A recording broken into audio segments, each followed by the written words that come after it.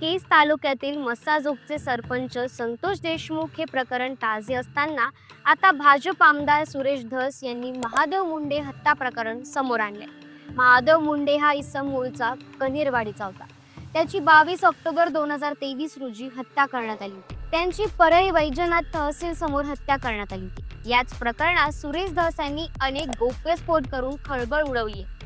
सर्वात महत्त्वाचं म्हणजे अद्याप या हत्या प्रकरणातील आरोपी फरार आहे। 22 ऑक्टोबर रोजी महादेव दत्तात्रय मुंडे नावाच्या व्यक्तीचा परळी तहसील समोर खून झाला। या प्रकरणाचा आरोपी सानप यांनी छडा लावला, मात्र आरोपींना अटक करायचे नाही असे आकाने सांगितले आणि दुसरेच आरोपी पकडले। त्यामुळे खुनाचा तपास लागला नाही। सानप प्रामाणिक अधिकारी होते, त्यांनी तपास लावला, मात्र त्यांच्यावर दबाव टाकला गेला। आता त्यांची बदली झाली। घटनेतील सर्व आरोपी आकाशचे चिरंजीव यांच्या अवतीभोवती फिरत असतात। अजूनही या आरोपींना अटक करण्यात आलेली नाही। आता कोण आहे ते महादेव मुंडे? चला तर जाणून घेऊया।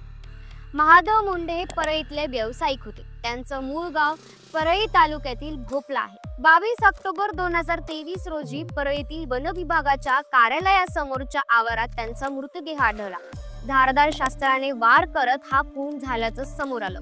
या घटनेच्या 3 महिन्यानंतरही आरोपी विरोधात कारवाई न झाल्यानं 16 जानेवारी 2024 रोजी परळी शहरात बंदचा इशारा देण्यात आला होता। या बंदाला व्यापारी संघटनेचाही पाठिंबा होता।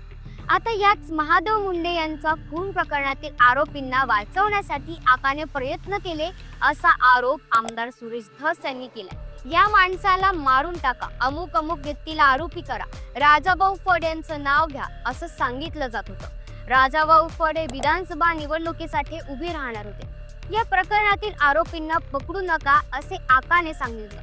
हेच आरोपी आकाच्या मुलाच्या आजूबाजूला परळीत फिरत आहे। आकाचा मुलगा म्हणजे सुनील कराड असं धस यांनी म्हटलंय।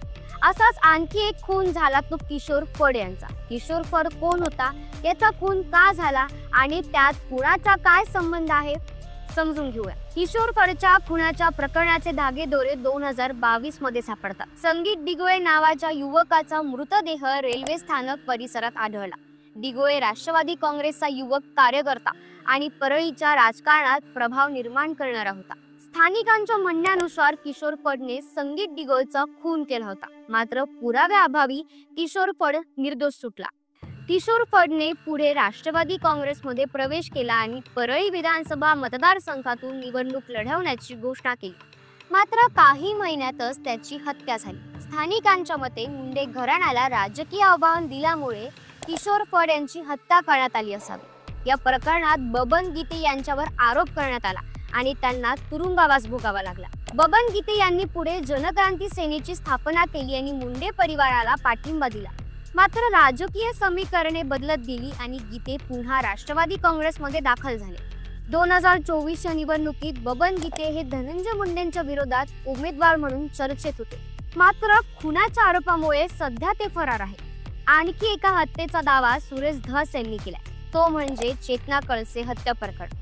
चेतना कळसेचे वडील कला शिक्षक होते। चेतना कळसेचा जळून मृत्यू झाला। ती जळून मरण पावली की तिला जाळलं? त्या भागातील लोकांना विचारलं तर ते काय झालं ते सांगतीलच। चेतनाच्या निधनाचा वडिलांनी धसका घेतला। गळफास घेऊन त्यांनी आत्महत्या केली। आईला वेळ लागलं आणि तिला येरवड्यात ठेवण्यात आलं। भाऊ गायब झाला।